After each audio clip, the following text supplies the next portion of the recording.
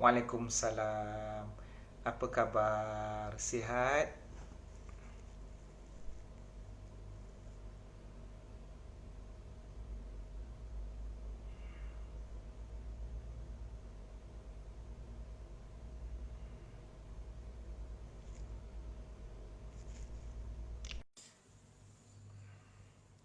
Azlan Fakhri. Rebonding rambut, ulama beza pendapat. Ada yang kata boleh, ada yang kata tak boleh. Cik Man dah sebut sebelum ni.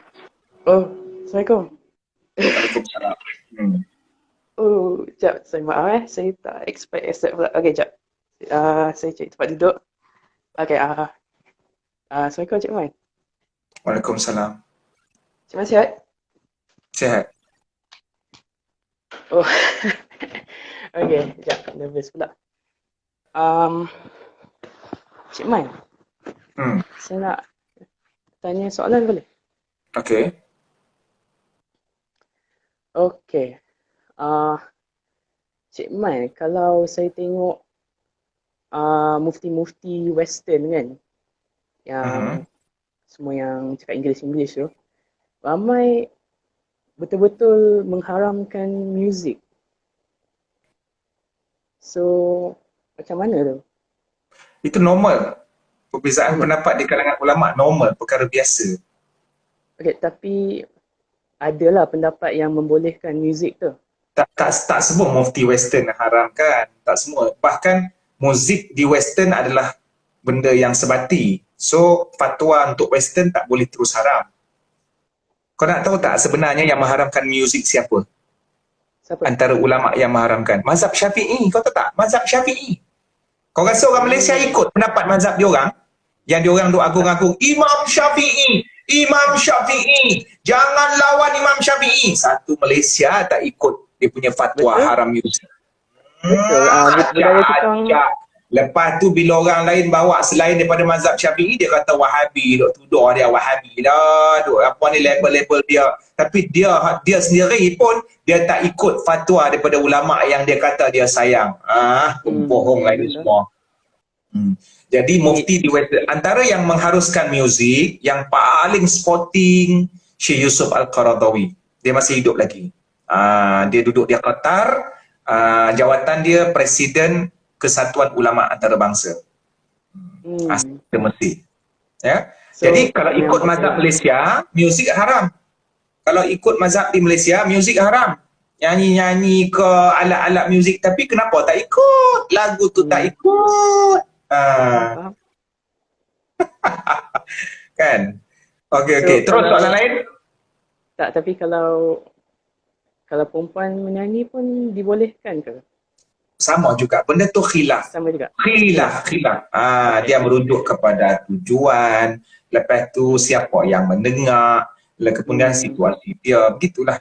Kita nak bagi perincian objektif tu payah sebab zaman sekarang ni, yalah, kalau kau rasa better kau tak menyanyi, itu lebih baik untuk agama kau, itulah. Faham, sebab saya dengar macam ada orang cakap lah, sebab kalau muzik tu muzik tu haram, ada pendapat haram, so orang yang bernyanyi lepas tu jual tu macam kiranya dapat rezeki haram, macam tu. Cik Man, aku tak adalah nak bagi tahu rezeki orang haram, tapi maknanya begitulah situasi dia. Cuma kita nak katakan benda ni perbahasan dia luas. Kita tak tahu niat orang yang menyanyi itu macam mana kan. Kita tak boleh nak tuduh kata dia tu sengaja nak buat maksiat. So perbahasan dia.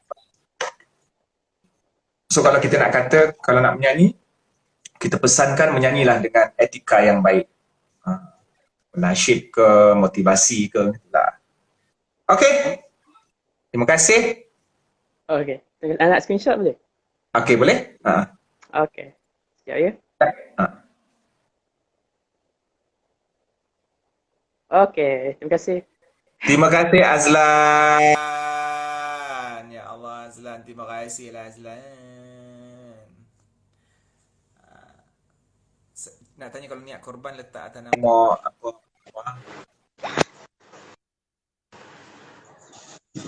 Kau tak sekolah? Kau tak sekolah ke? Sekolah dah. Sekolah dah. Sekolah, kau cakap betul-betul. Kau pergi sekolah ke tidak? Pergi.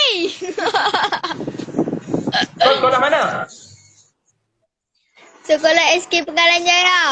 Negeri mana? Pulau Pinang. Jangan nak menipu hang, dok menipu hang tak pergi sekolah hang ponteng. Dah betul lah. Betul apa? Ini kalau Cik Man bagi tahu cikgu hang nanti, main handset, hang nak tak? Lah, nampak.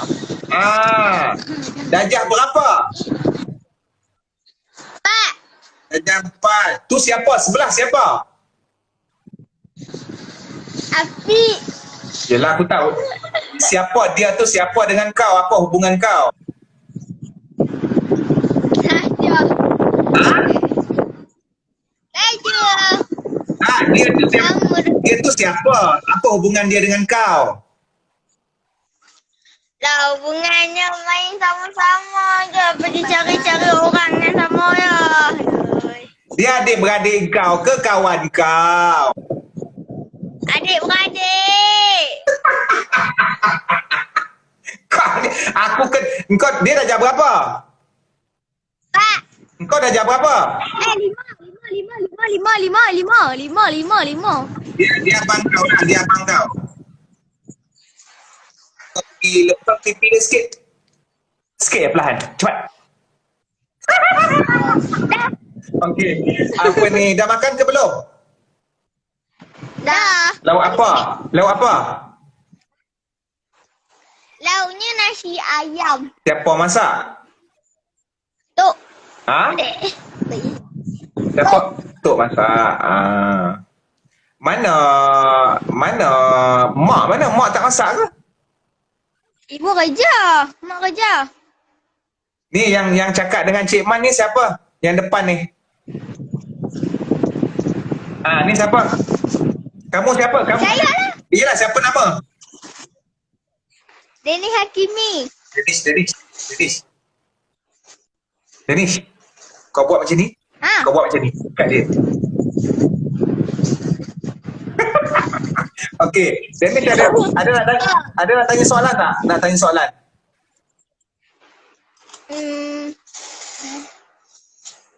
Boleh lah. Okey, apa dia? Soalan apa? Sekejap ya Ustaz. Okey.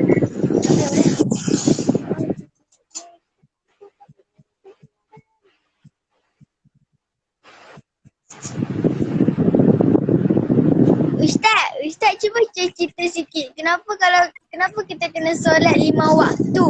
Okey. Sekarang ni korang ada mak tak? Ada? Okey. Kalau korang nak ikut cakap mak ke nak lawan cakap mak? Ikut cakap mak. Okey. Korang sayang Allah tak? Sayang. Mak dengan Allah mana lebih besar? Allah. So maknanya dunia ni siapa yang punya? Allah. Allah kan. Jadi kalau kita duduk dekat tempat Allah, kita mesti ikut cakap dia. Contoh, kalau Danish pergi rumah orang, Danish nak ikut kepala tiri ke ataupun nak ikut cakap tuan rumah? Ikut tuan rumah. Yes. Kalau tuan rumah kata duduk sini, kita duduk situ. Kalau tuan rumah kata jangan makan, jangan makan. So, tuan rumah dengan Allah mana lebih hebat? Allah. So, jadi sekarang ni dunia seluruh ni milik Allah, kita kena ikut Allah punya undang-undang. Jadi kita semayang itu kerana mengikut perintah Allah. Dan Allah bukan nak susahkan kita pun. Allah suruh kita semayang sebab Allah nak bagi kita gaji, duit banyak. Lepas tu Allah bagi kita keredaan dia, Allah akan bagi kita syurga dengan semayang. Jadi gaji tu lagi besar daripada kerja. Contohnya Danish, okey, Cik Man nak tanya Danish. Selalu kerja, kalau kerja cat rumah, selalu gaji dia berapa? Agak-agak. Kalau okey contoh, kalau mak suruh Danish cat rumah. Danish tolong cat rumah, satu rumah. Danish nak minta upah berapa ringgit? 10. Kau dah kenapa? Satu rumah RM10 aja kau minta? Cat satu rumah cat RM10 kau minta?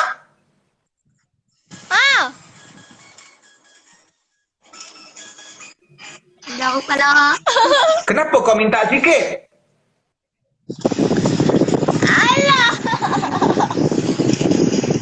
Okey.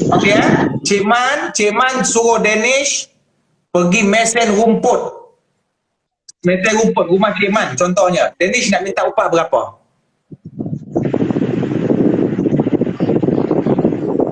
RM2,000.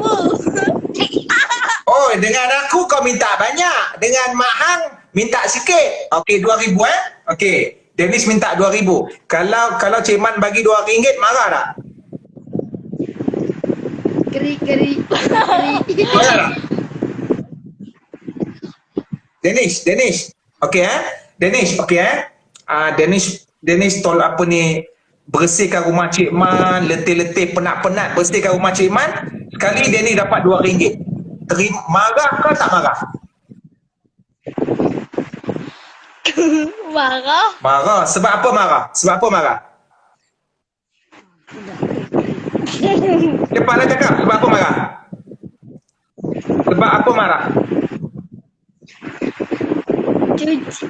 Ha? Potong penat-penat tapi dapat duit. Sebab dapat gaji tak sesuai dengan kerja. Okey, jadi maknanya Cik Man tanya Danish nak gaji berapa? Lepas tu Danish kata saya nak RM2. Okey, RM2 baru seronok nak terima. Sekali Cik Man bagi 20 juta K. Apa perasaan? Seronok. So begitulah dengan semayang. Semayang ni dia tak susah pun. Walaupun Allah yang suruh kita semayang dan pahala yang kita dapat lebih banyak daripada apa yang kita buat. Okey? Okey. Ada soalan lain lagi sebelum Ustaz N, Cik Man N?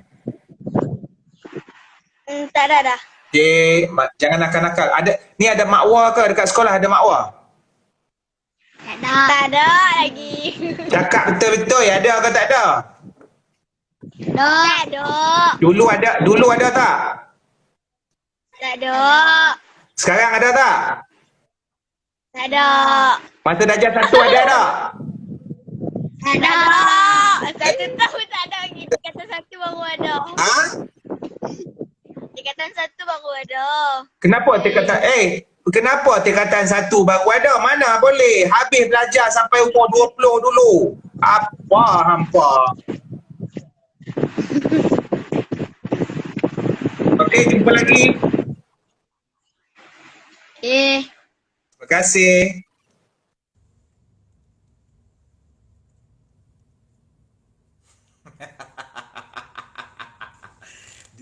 Dia minta RM10 sebab duit tu akan pergi ke mak dia juga. Ada orang kata, hang tibai je.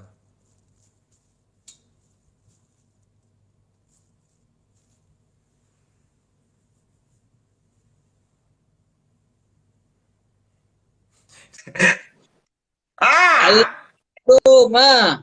Waalaikumsalam. Apa khabar? Mana layan budak dia? Curi mangga Alang City lagi ke? Tak ada lagi mangga. Mana sisi mangga tak ada. Tak ada. Raya balik mana kan? Raya balik mana? Tengah balik Sabak Benam.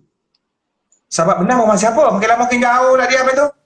Tak ada lah. Rumah isteri Angah lah. Rumah siapa lah. Oh, rumah isteri. Yalah. Okey. Sabak Benam. Ui, main jauh lah. Sepadan tu dengan apa?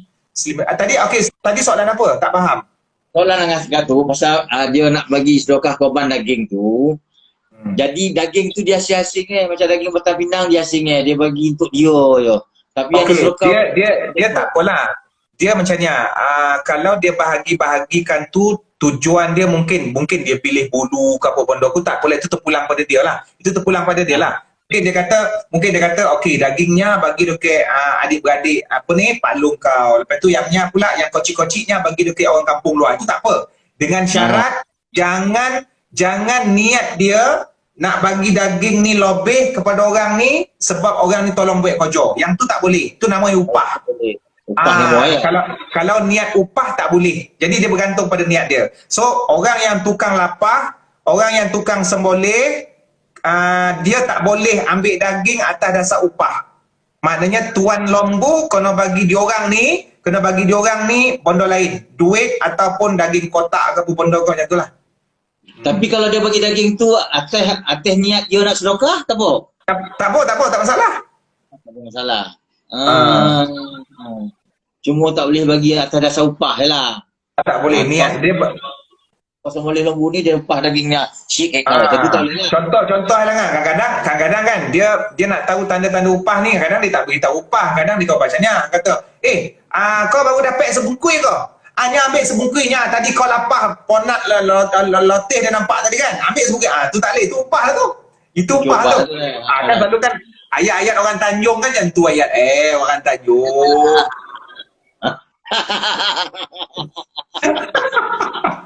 Kan kau tak bagi bongi. Kau tak bagi bongi, tak tunggu siapa. Pintu pagar dikunci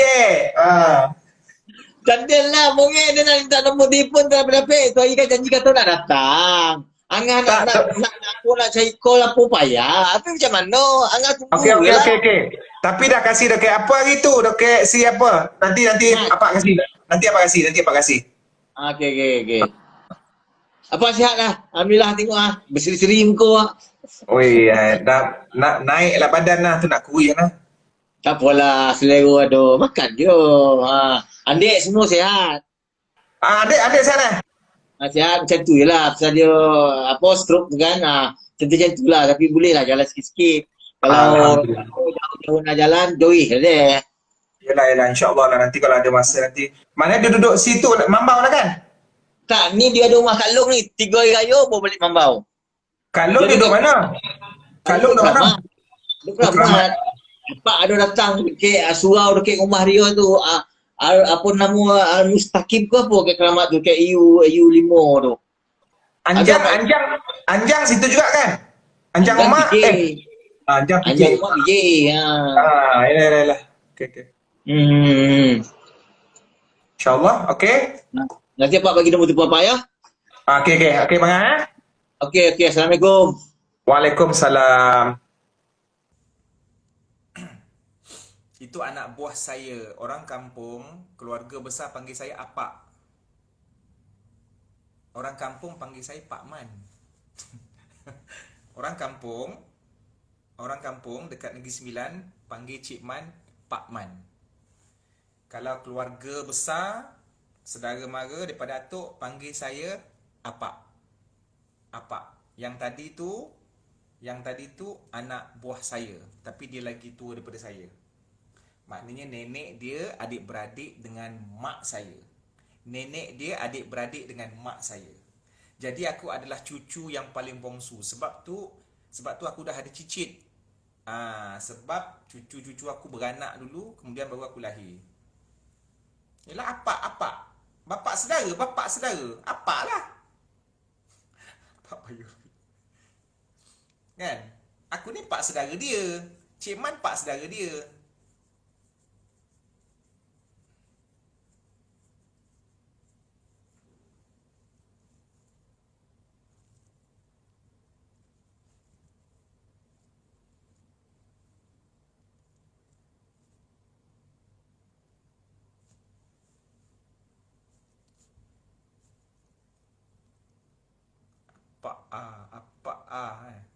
Budak-budak rebel. Apa?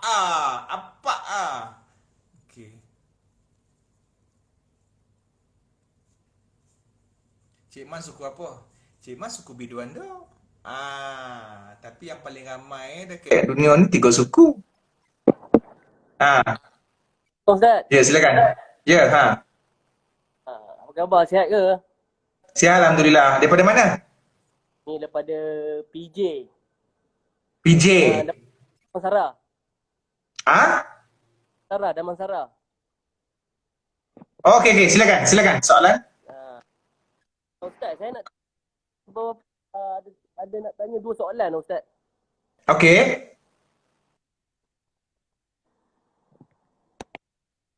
Soalan pertama saya nak tanya, saya ada masuk korban. Tapi saya letak nama ayah saya. Saya yang tolong bayar. Duit boleh ke Ustaz? Yang nak buat korban tu kau kan? Nak buat korban kau kan? Tapi saya letak nama ayah saya. Boleh, tak ada masalah. Yang penting yang buat korban tu kau. Betul kau letaklah. kau maknanya kau niatkan dapat pahala tu ayah, mak ke adik-beradik tu terpulang lah. Satu keturunan kau pun tak ada masalah. Yang penting duit kau sendiri 100%. Sebab main korban tu main kutu tau. Dia main Ah? kutu. Korban tu main kutu. So Kutu? macam kutu macam tiap-tiap bulan bayar, saya yang tolong bayar untuk ayah saya. Boleh kan? Tak masalah. Kalau macam tu kan, sekarang ni yang nak buat korban siapa sebenarnya? Ayah ke engkau? Ayah, tapi saya tolong bayar untuk ayah. Boleh kan? Okey, jangan. Kau ambil duit tu, kau bagi ayah kau. Duit tu kau bagi dia. Oh.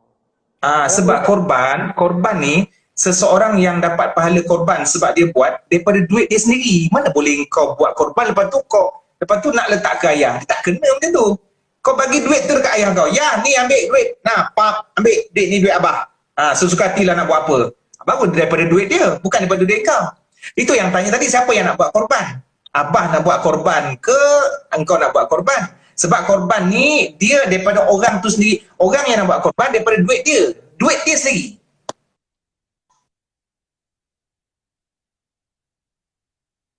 Alamak, lag lah dik. Boleh faham Alright. Tak boleh.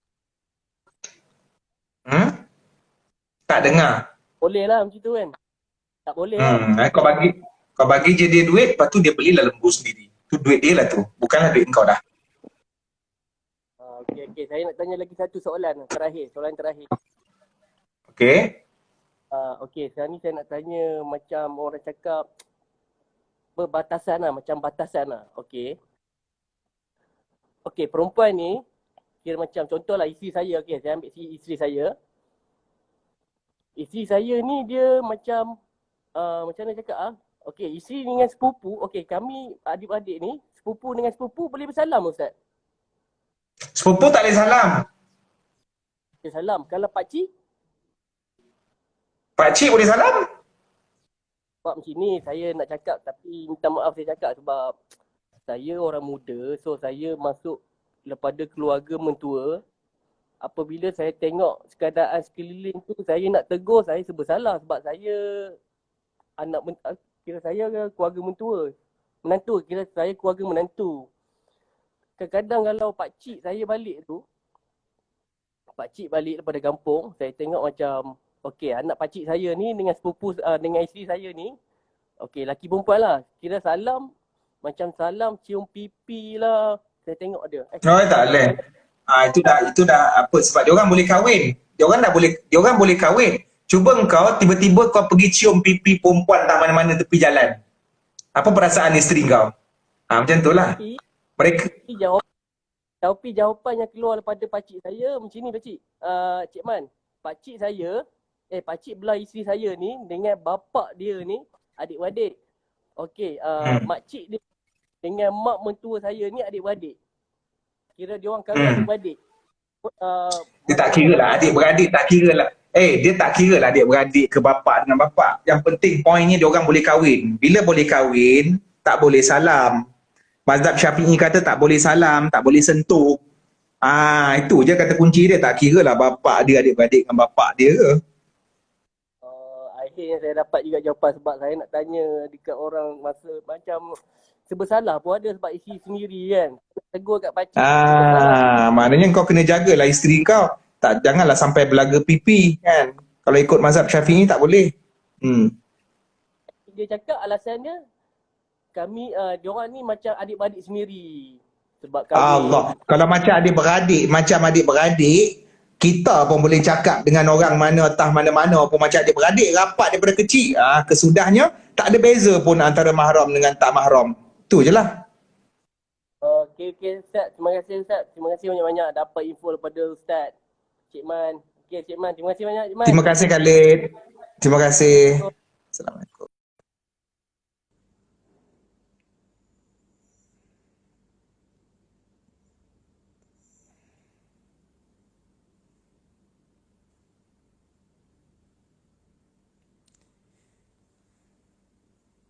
Ya Hakimi, kau dengan Mira Filza dah macam adik-beradik Ustaz, macam ni, saya pernah kena marah solat pakai tanjak. Pakai je lah tanjak. Ke sebab engkau pakai tanjak lepas tu tak pakai seluar?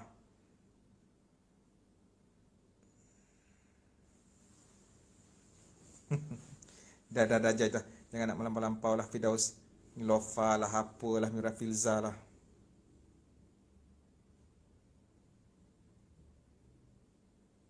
Perbezaan agama tu wujud. Tetapi satu-satunya agama yang diterima di sisi Allah hanyalah Islam. Inna ad-dina indallahal Islam.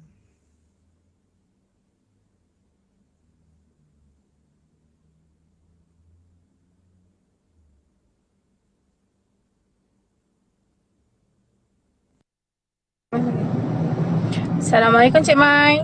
Waalaikumsalam, ya. Ya Allah, lama baru saya dapat cakap dengan Cik Mai. Saya ada soalan nak Apa dia? soalan saya comel tak? Tak ada nasi gurau je. Okey, tak. Gurau. Okey, soalan saya ada. Okey, soalan saya nak tanya.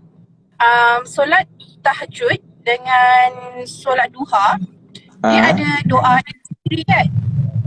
Dia tak ada doa yang khusus.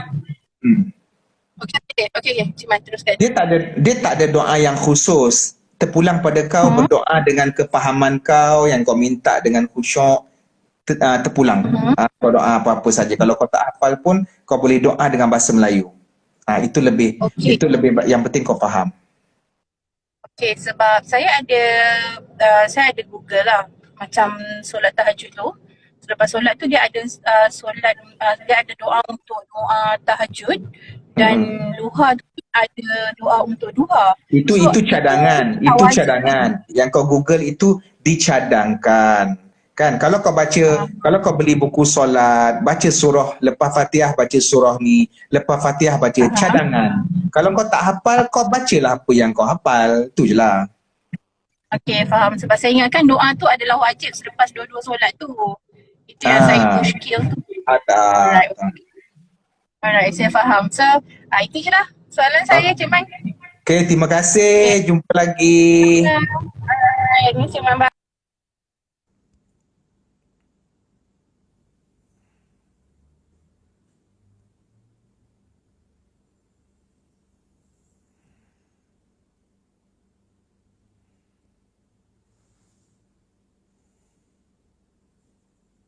Doa ni terpulang nak doa apa kalau tak hafal bahasa Arab boleh bahasa Melayu. Yang penting kita minta sungguh-sungguh dan kita tahu apa yang kita minta.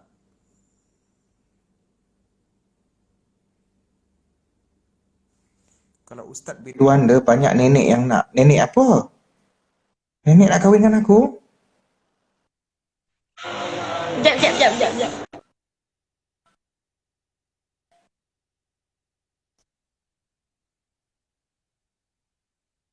Lain kau Mira, lain kau masalah.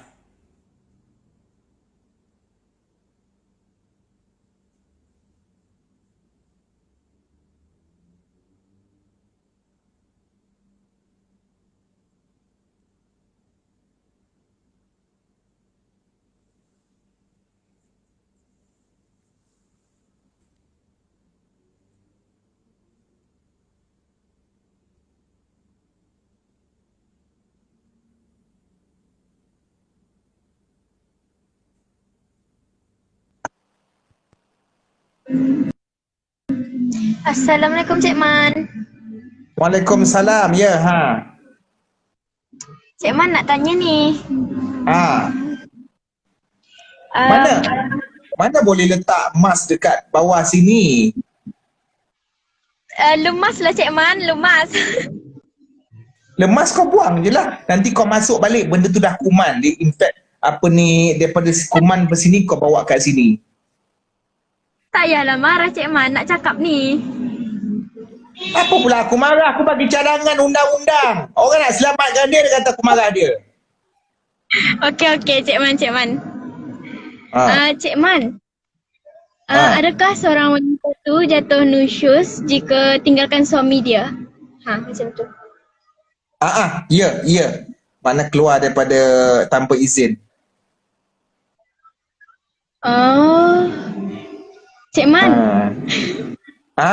Kau tinggalkan suami kau dekat mana? Baliklah rumah. Kau nak merayau ke mana? Astagfirullah. Cik Man ni kan, kita orang belum kahwin lah. Apa? Saya belum kahwin. Saya belum kahwin. Kita orang tu siapa? Astagfirullahaladzim. Bahasa kita orang. Saya belum kahwin. Okey. Cik Man buat apa? Cik Man buat apa? Tengah betul kereta. Aku tengah betul kereta ni Oh. Cik Man sehat? Sihat. Kenapa pula kau ni buka klinik ke? Ni nak pergi hospital tunggu giliran. Tunggu giliran? Ya. Ramai sangat Untuk orang apa? ni. Kau nak bersalin ke? Nak bersalin ke? Tak sehat lah Cik Man. Kau sakit apa, Dek? Sakit perut. Sakit perut sampai pergi hospital? Makan je lah Panadol tu kat rumah tu. Cik Man ni tak faham lah. Sakit perut Apa tu yang tak macam... fahamnya? Cik Man. Saya ni macam ada jangkitan kuman kat perut saya. Kuman masuk dalam perut kau makan apa? Cik Man ni kan ada jangkitan kuman macam Ya, kau berjangkit daripada siapa? mana saya tahu. Kalau lah saya tahu saya bagi tahu Cik Man.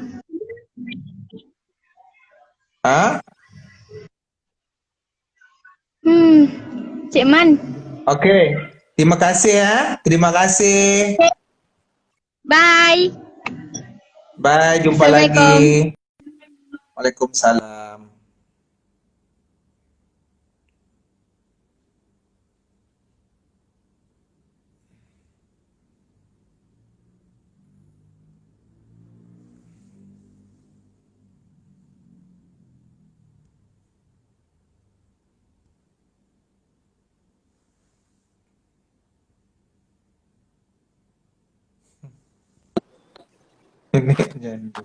Hello Ustaz. Kau tak pergi sekolah ke? Tak pergi sekolah ke ni? Kau tak pergi sekolah? Dah habis dah.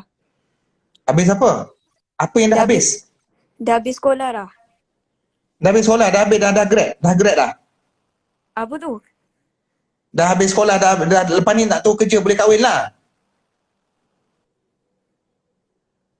Tak faham lah. Kau kata kau dah habis sekolah, maknanya zaman sekolah dah habis lah. Lepas ni boleh kahwin lah. Dah balik sekolah. Ya betul lah. Ni dah habis sekolah. Dah habis sekolah tu maknanya dah kahwin. Dah boleh kahwin, dah habis belajar. Kau dah jawab apa? Form 3. Sekolah mana? SMK mana? Tak nak kita wah. Cakap SMK mana? Aku nak borak-borak dengan kau pun marah. SMK mana?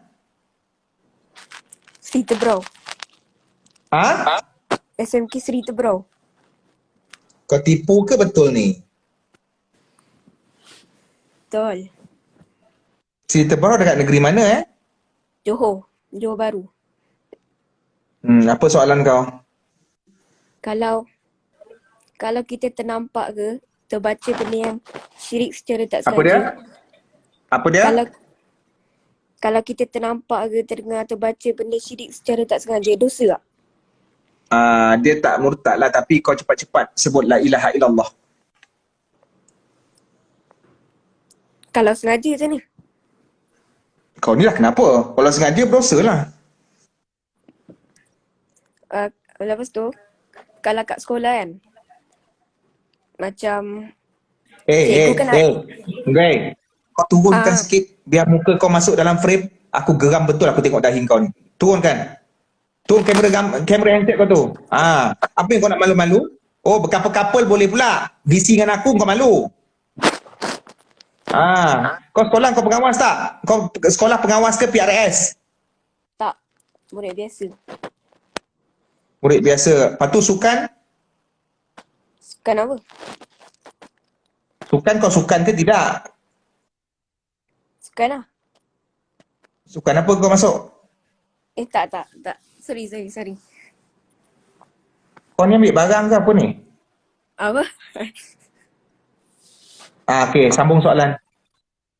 Lepas tu kalau kat sekolah, kalau cikgu tu ajar ada benda syirik dan kita kena catat benda tu, dosa tak? Cikgu kau ni apa? Bomoh ke? Kau sekolah mana ni? Cikgu ajar benda syirik? Tak bukan. Macam dalam buku kan, yang buku sejarah tu, ada pasal agama lain tu. Oh tak apa, yang tu tak apa. Itu menuntut ilmu. Menuntut ilmu tak ada masalah. Buat nota, kita nak tahu tentang agama lain. Kita boleh belajar tentang agama lain, tapi jangan percaya. Kau faham tak? Oh. Okey. Siapa penceramah dekat dalam dunia ni yang kau kenal? Penceramah luar negara. Sebut seorang. Ceramah. Penceramah, pendakwah yang kau kenal, yang dekat penceramah luar negara, yang terkenal, yang kau kenal. Siapa dia? Yang alim ulama tu lah. Siapa dia? Cuba sebut seorang.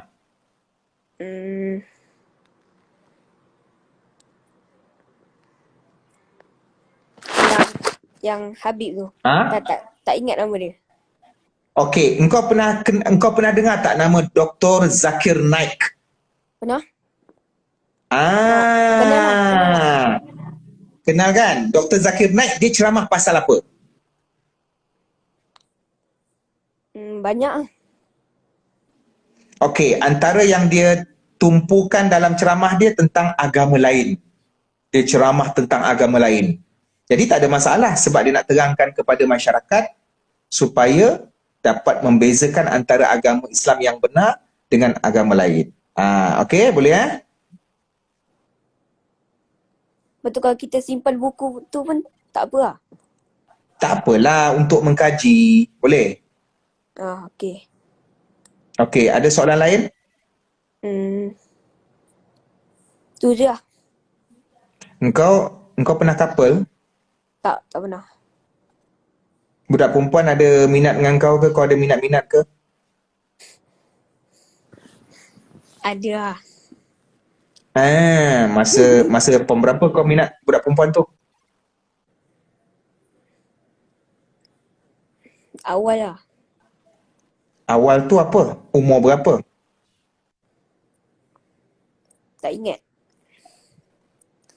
Form ke darjah? Jawab soalan aku dulu. Masa form ke darjah? Form berapa? Tak ingat lah. Tapi budak perempuan tu mana sekarang? Ada.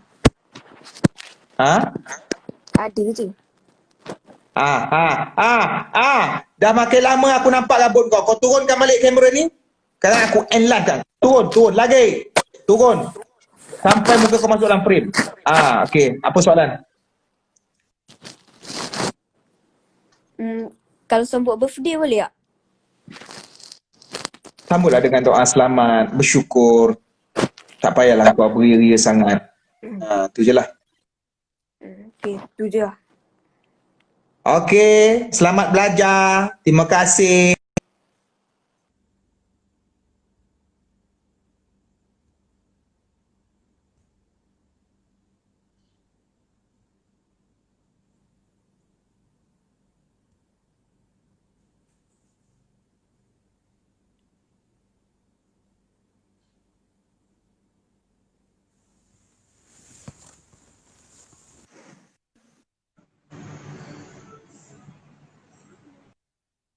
Assalamualaikum Cik Man. Waalaikumsalam. Dari mana? Saya dari Ipoh. Silakan. Tuan bertugas kat mana? Jabatan Pendidikan? Kementerian? Kementerian Pertahanan. Oh, silakan tuan. Ada soalan? Janganlah tuan-tuan, saya kerja biasa je. Saya tak sangka pula sebab selalu kan IG kan budak-budak sekolah ni masuk kan. Okey, silakan. Biasalah. Ini tengah-tengah tak ada buat kerja ni. Tengah rehat-rehat. Okey, bang, silakan soalan. Okey, Cik Man, saya nak tanya. Aha. Okey, ada satu soalan yang sampai sekarang saya tak boleh cari jawapan dia. Okey. Okey, saya ni duda lah. Okey. Arwah isteri saya meninggal 2 tahun yang lepas, 19 Ramadan tahun 2018. Okey, saya ni macam mana nak cakap setiap manusia dia kena reda lah atas kehilangan orang yang kita sayang lah. Okey. Lepas tu saya ni reda tapi jauh di sudut hati saya sehingga sekarang masih saya mengharapkan sesuatu benda yang tak pasti. Okey, sesuatu yang tak pasti Saya tahu arwah isteri saya dah tak ada. Tapi setiap kali saya balik kerja, setiap kali saya nak tidur, setiap masa saya mengharapkan dia tu masih wujud. Saya banyak bertanya dengan imam satu masjid Cemur, saya tanya, dia cakap banyakkan diri dekat dengan Tuhan. So saya buat benda tu, tapi saya nak cakap macam mana, bukan saya tak terima kadar dan kadar, tapi saya menerima benda tu dengan hati terbuka, tapi jauh di sudut hati saya masih mengharapkan, macam saya cakap, sesuatu benda yang tak pasti. Okey, abang ada anak dengan apa isteri? Ada, anak ada 2 orang. Sekarang dia orang dah besar lah. Tak ada. Yang sulung tingkatan 1, yang nombor 2 darjah 4. Dia begini bang. Dua-dua Okey, dia perempuan. begini kita kematian orang yang kita macam saya sendiri, arwah mak saya kan. So kita kematian orang yang kita sayang itu perkara biasa. Abang nak rindu dia, teringat, teruskan. Tak adalah, bukanlah maksudnya bila abang teringat isteri tu saya kata jangan teringat, tak baik, kena semayang, kuatkan iman. Tak. Teringat orang yang kita sayang, teringat arwah orang yang kita sayang, itu tidak menjejaskan keimanan kita.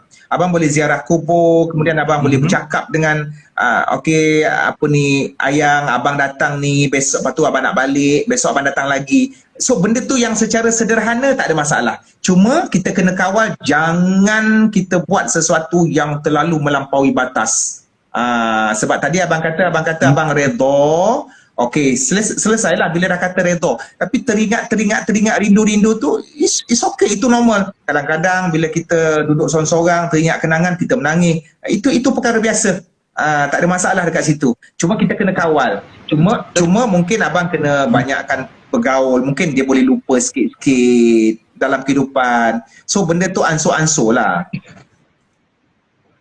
Tapi itulah, saya masih sampai sekarang lah saya saya memang mengharapkan tu lah, tapi sebenarnya saya tahu benda tu tak sepatutnya saya wujud di dalam hati saya, mengharapkan benda arwah tu datang balik, orang cakap sebagai yang nyata, sebab benda tu kita kena terima. Tapi Wallahualam lah benda tu, mungkin saya tak buat. Itu adalah lintasan manusia yang normal, fitrah sebagai manusia yang kehilangan.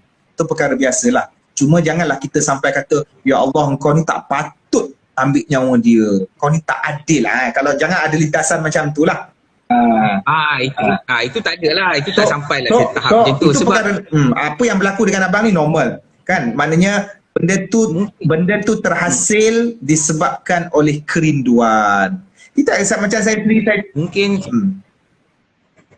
sebab saya dengan arwah kami, orang cakap saya dengan arwah pun, dia pun arwah tu sebaya dengan saya, satu kelas dengan saya, satu sekolah. Tapi dalam yang peliknya, zaman sekolah tu kita orang tak pernah bercinta.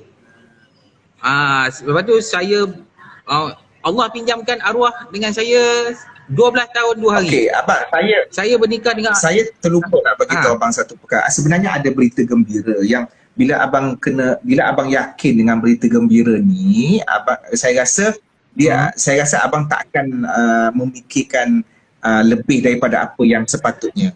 Abang boleh jumpa dia dekat akhirat nanti. Jadi maknanya kematian orang yang kita sayang ini sebenarnya bukan berpisah selama-lamanya. Dia cuma persoalan siapa yang pergi dulu, siapa yang pergi kemudian. Dia tunggu dekat sana, nanti abang pun akan ikut. Kita semua akan mati. Jadi maknanya hang tunggu aku dekat sana nah. Itu saja. Macam abang sendiri kan dengan masa isteri dulu hidup, kemudian isteri nak pergi rombongan, dia pergi dulu, abang datang kemudian. Sebenarnya waktu dia hidup dulu pun dah banyak perpisahan berlaku. Abang pergi kerja, dia duduk rumah. Lepas tu dia pergi kenduri, abang duduk rumah. Yalah. Itu perpisahan yang sentiasa berlaku. Cuma bila dia mati tu perpisahan yang dia agak lama tetapi tidak mustahil untuk jumpa balik. So apakah cara untuk abang meyakinkan abang akan jumpa dia? Abang doakan banyak-banyak untuk pengampunan dia dan abang sendiri beramal soleh supaya kita minta-minta kedua-duanya dimasukkan ke dalam syurga. Jadi sebenarnya kematian orang yang kita sayang bukanlah perpisahan selama-lamanya. Hanya sementara, soal siapa yang pergi dulu dan siapa yang pergi kemudian. Saya tak bolehlah cerita pasal ni saya jadi sebab pula. Sebab saya mungkin sebab saya dengan arwah, perjalanan kehidupan saya dengan arwah 12 tahun 2 hari, saya bahagia hidup dengan arwah sihat 6 tahun, lepas tu 6 tahun arwah sakit. Arwah dia pengidap kanser. Kanser, betul? Terus? Dia orang cakap percaturan Allah tu orang cakap tepat lah. Saya bernikah dengan arwah 2 hari bulan 6 2006. Arwah dapat sakit bulan 6 2012. Arwah meninggal 4 hari bulan 6 2018. Selepas 2 hari sambut ulang tahun kahwinan lah. Lebih kurang dalam arwah dapat jangkitan kedua kanser tu pada dalam 2017 dalam bulan 8 macam tu 2017. Dah kemo balik untuk kali kedua semua. Mungkin Allah sayangkan dia, lepas tu kemo tu tak berkesan dengan dia lah. Lepas tu dalam bulan 3 macam tu, 3 dia dapat keputusan daripada doktor cakap kemo yang buat itu hari tak berkesan dengan kanser dia. Lepas tu doktor nak buat lagi sekali kemo untuk 12 cycle punya. Dan buat sekali, lepas itu dia dah merosot lah. Doktor pun cakap untuk ni mungkin masalah sikit lah. Untuk harapan untuk pulih tu, untuk okey tu memang inilah. Orang cakap macam mana nak cakap, memang payah lah. Tapi alhamdulillah arwah tu kuat sampai ke satu tahap. Mungkin Allah nak tunjukkan pada saya masa selepas arwah dia tak nak pergi ke hospital. Saya ingat lagi masa lagi seminggu nak raya 2018, raya puasa, arwah sempat ajak saya cakap, abang jom kita pergi beli baju raya anak. Tapi masa tu arwah cukup sihat. Walaupun berkesu roda. Beli baju raya anak, lepas tu apabila dah settle baju raya anak, balik rumah dia dah beransur apa nama tu, tak sihat lah. Sampailah ke hari jenazah tu, orang cakap masa tu Allah tunjukkan pada saya arwah isteri saya tu, dia masa dia dah nazak, dia cakap masa tu saya memang sentiasa ada dekat sisi dia cakap dah datang dah, dia menghadap ke dinding, dia nak kan masa orang dah nazak, dia punya hijab dia terbuka kan. Kalau dia nampak macam, dia cakap lah, dia kata dah datang. Lepas tu saya bercakap dengan arwah, cakap jangan, saya panggil arwah kadang-kadang sayang, kadang-kadang saya pandang pertimbangan, kadang-kadang sayang, kadang ibu saya panggil kat dia, cakap jangan takut, cakap yang datang tu, cakap malaikat, cakap dia nanti nak jemput ibu, nak jemput ibu, banyakkan ingat Tuhan, banyakkan istighfar, cakap insyaAllah Allah memudahkan. Sayanglah saya cakap. Lepas tu dia meninggal 19 Ramadan subuh 7.45 pagi. Masa dia meninggal, saya adalah sebelum meninggal saya pergi sembahyang subuh. Saya cakap dengan arwah, saya cakap, ibu abang nak pergi ke surau. Saya cakap, apa-apa ibu tunggu abang balik. Tapi arwah tu dia sekadar dia jawab dia berkata macam itulah bunyi Lepas tu saya pergi, saya buat solat hajat dekat surau. Lepas sembahyang subuh saya balik, saya cakap dekat arwah, ibu abang nak balik. Masa tu keadaan dia dah menurun sampailah 7.45 pagi dia meninggal. Masa mandi keajaiban berlaku. Memang selalu tengok dalam filem, tapi ini betul-betul live depan mata. Masa mandikan jenazah tu arwah macam mana dia hidup macam itu dia senyum, Ustaz. Memang itu saya cakap, ya Allah, saya cakap baru itu saya nampak lah dia reda dengan pemergian dia. Lepas tu saya cakap kat dia, memang dia arwah ni isteri syurga saya. Dia memang sepanjang sehidup dengan saya, memang dia isteri yang taat kepada saya. Dan sebelum dia meninggal saya cakap, saya memang tak ada apa-apa dosa. Walaupun kalau ada sekalipun dalam keadaan sedar atau tak sedar saya, daripada mula kita kenal sampai sekarang, saya dah ampun dunia dan akhirat dia. Memang dia memang antara orang cakap isi syurga saya. Memang dia tu memang, mungkin sebab tu saya mungkin tak dapat nak lupakan Kalau dia. macam tu, Sampailah sekarang. Kalau macam tu, saya rasa abang berhak untuk bahagia kerana abang menyaksikan dia seorang yang taat dan abang sendiri pun telah memberikan dia laluan untuk ke syurga. Jadi sepatutnya abang gembira sekarang sebab abang sudah memberikan satu laluan yang mudah, cuma tinggal lagi giliran abang saja untuk mempersiapkan diri untuk jumpa dia.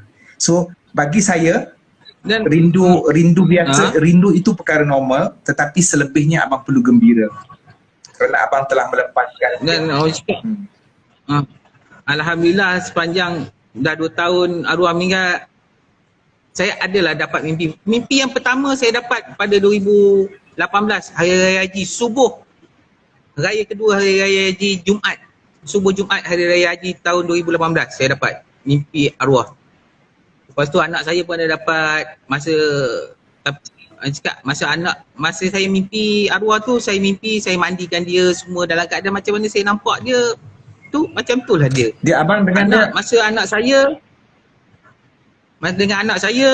saya dua-dua orang mimpi ibu dia, tak tahulah. Tapi kalau budak ni, orang cakap kalau nak menipu, rasanya tak lah. Sebab dia kata ibu pesan dekat dia, dekat anak lah. Dia kata dalam mimpi tu ibu pesan suruh jaga ayah, jaga adik, jaga keluarga, suruh belajar rajin. Dia kata ibu cantik, dia kata. Ibu pakai putih, ibu senyum. Lepas tu ibu cakap, ibu tak ada lama, ibu nak pergi dah. Dua-dua anak mimpi yang sama. Tapi dengan saya mimpi memang tak ada bercakap. Sekadar saya nampak dekat keadaan dia senyum. Memang saya rasa tenang lah.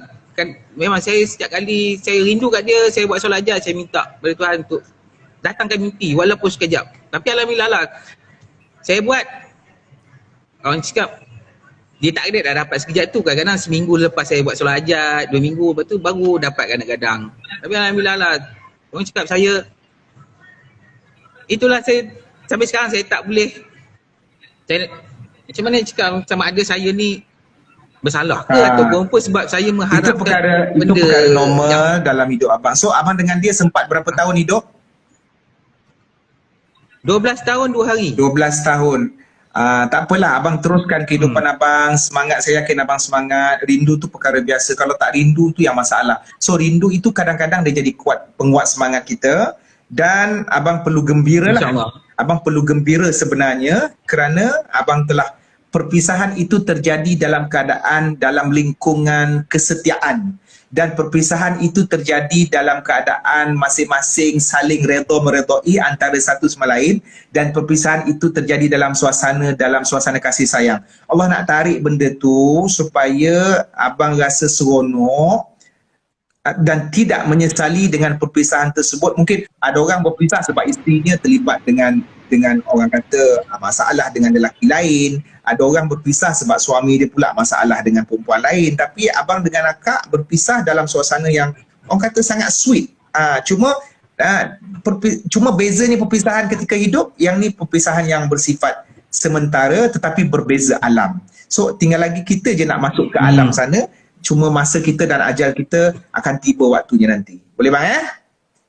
Tapi kalau contoh kita, sebab saya cakap macam nak kata habit, lebih kurang habit lah. Setiap sekali saya pergi ke pusara, ke kubur dia, saya akan bersembang, bercerita, kadang-kadang 1 jam, setengah jam saya akan duduk bersembang.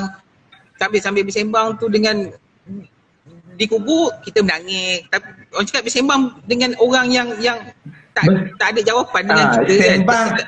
Tak ada masalah. Sebahagian ulama Tapi bukan meratap. Tapi sebahagian- cuma kita meluahkan apa. sebahagian ulama membenarkan. Sebahagian ulama membenarkan, cuma kena kawalah, jangan terlalu melampaui batas. Just abang sembang sikit-sikit biasa, sebab kita takut nanti ada iblis masuk dalam hati kita, dia akan pusing sana. Jadi lama-lama kelamaan benda tu mungkin akan berkurangan. Kalau dulu selalu ziarah. Tapi bukan maksudnya kita dah jarang ziarah tu kita tak apa. Cuma kita pun nak jaga kita punya jiwa kan. Takut apa nanti besok kita terpesong pula, langsung kita tak dapat jumpa dia kat sana. So abang kena kuat untuk berusaha bagi mempersiapkan diri untuk bertemu dia dekat sana. Okey bang? Okey, satu lagi Ustaz. Sebelum saya terlupa. Tahun lepas, ini cerita tahun lepas lah. Saya ada buat korban. Masa arwah ada dulu, kami ada niat untuk buat korban, tapi arwah tak ada. Saya buatkan korban tu untuk arwah. Lepas tu, kan kalau contoh kita nak buat korban, dalam 10 hari sebelum korban, kira 10 hari sebelum hari raya tu kan, kita tak boleh buang kuku, buang bulu di badan kita. Tapi kalau macam saya buat untuk arwah. Tapi kalau saya ada potong rambut ke, buang kuku ke, tak jadi masalah. Larangan tak ada masalah. Dia bukan haram pun, dia disunatkan untuk tidak memotong. Kalau nak potong, potonglah. Okey Ustaz. Kalau macam tu, terima kasih Ustaz. Abang doakan saya rasa orang cakap lapang hati saya apabila orang cakap, sebab sebelum ni saya ada tanya pada orang, jawapan dia lebih kurang macam Ustaz jugalah, cuma suruh kuatkan semangat tu. Okay, saya alhamdulillah lah, saya masih lagi okey lah. Cuma biasalah kan, kita tak ada orang yang kita sayang tu. Okey lah, itu je lah. Terima kasih banyak-banyak Ustaz sebab layan kaedah saya tak ni. ada masalah bang, terima kasih. Teruskan merindu dan teruskan merindu sambil berdoa, insyaAllah. InsyaAllah Ustaz. Okey Ustaz. Terima kasih Ustaz. Assalamualaikum. Okey, Assalamualaikum.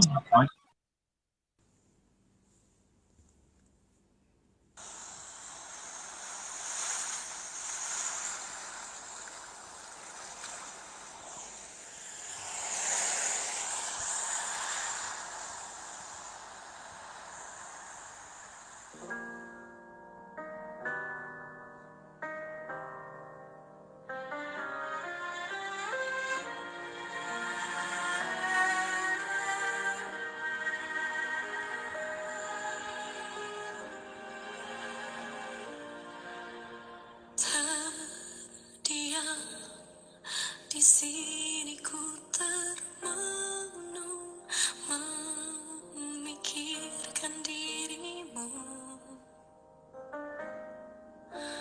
Jalani hari biru bersama versi kecil dirimu.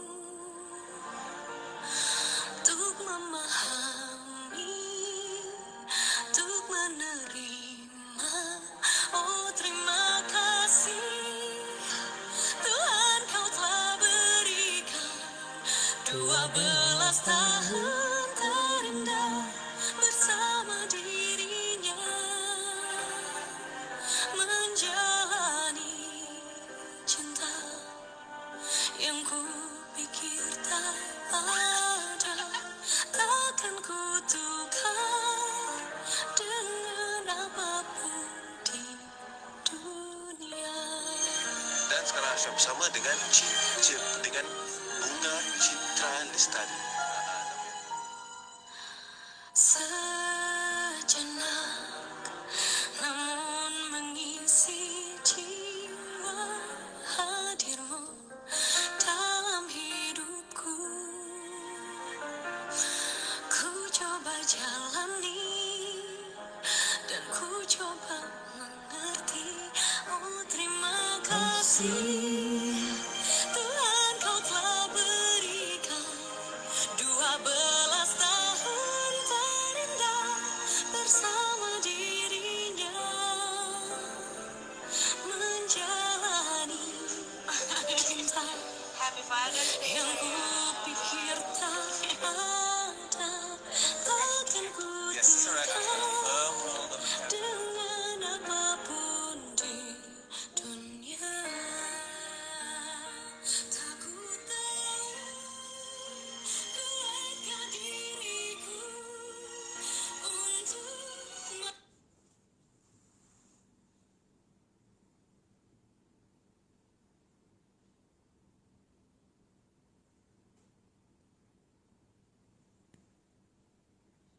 Bukan broken lah tadi, sebab tadi sempena Pak Cik Itu tadi kan. So maknanya kita Sekejap. engkau dah kenapa komen merepek-repek tadi kau tengok tadi? Saya dengar dulu cerita Ustaz. Semalam saya cerita tau kat Ustaz, lepas tu saya punya bateri habis. Saya macam alamak. Saya Okay. cerita Ustaz. Alang-alang kan, saya dah 7 tahun kot depress sebab macam-macam jadilah, dan dalam 7 tahun tu ada 14 kali saya try bunuh diri. Ada? Saya try tau. 14 apa? kali. Ha? 14 kali saya try bunuh diri. Oh, okey. Sekarang ni macam mana situasi depres? Okey ke? Ada kemajuan?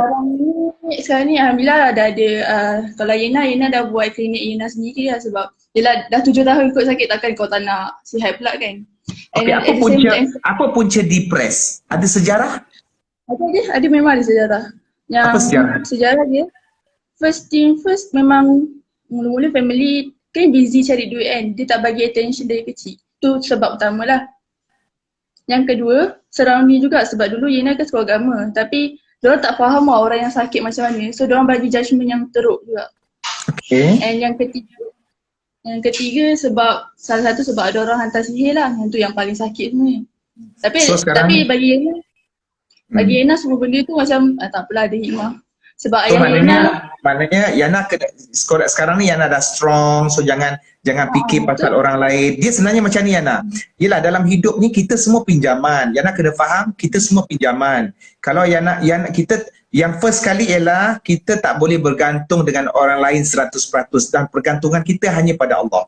Kalau Yana fikir stres sebab mak ayah tak ambil tahu, ataupun orang-orang tersayang terlalu workaholic, orang-orang yang kita harapkan untuk jaga kita, dia tumpukan pada benda lain. So Yana kena twist pemikiran tu, kena corner ikut lain, bahawa walaupun seluruh manusia dalam dunia ni mengabaikan kita, kita tetap ada Allah yang dia tu merupakan pencipta kita. Sebab mak kita adalah kita pinjam bapak kita, even anak kita pun kita pinjam, walaupun daripada rahim seorang wanita. Bahkan kita sendiri pun dipinjamkan untuk mak ayah kita, tetapi kita adalah pemilik mutlak Allah Subhanahu Wa Taala. Jadi Allah yang lahirkan kita, Allah yang jaga kita. So maknanya Yana kena fikir ikut psikologi macam itulah. Jangan pernah kecewa.